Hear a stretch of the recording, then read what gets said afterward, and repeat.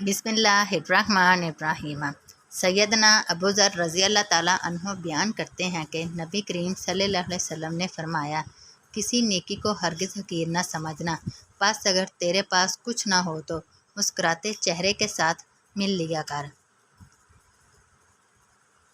सैयदना अबू हुरैरा रज़ी अल्लाह ताला अन्हो बयान करते हैं कि रसूल अल्लाह सल्लल्लाहु अलैहि वसल्लम ने फरमाया, अल्लाह ताला फरमाते हैं, मैंने अपने नेक बंदों के लिए वो कुछ तैयार कर रखा है जो ना किसी आँख ने देखा, ना किसी कान ने सुना है और ना किसी इंसान के दिल में ऐसा ख्याल आया है।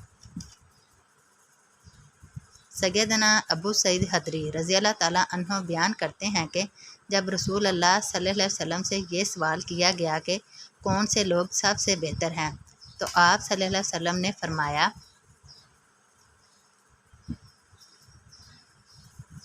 वो मोमिन जो अपने नफ्स और माल के साथ अल्लाह ताला के रास्ते में जिहाद करने वाला हो। इसने कहा, फिर कौन सा आदमी अफजल है? आप सल्लल्लाहु अलैहि वसल्लम ने फरमाया, फिर वो आदमी है जो किसी घाटी में अलग थलग होकर अपने रब की इबादत करे और लोगों को अपने शर से महफूज रखे।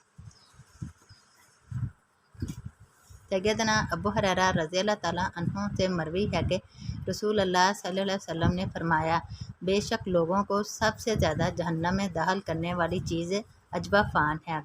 लोगों ने कहा, ए अल्लाह के रसूल, अजवा फ़ान से क्या मुराद है?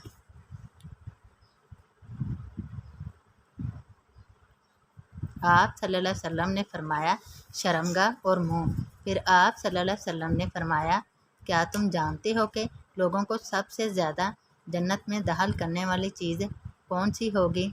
अल्लाह ताला का डर और हुस्न अखलाक।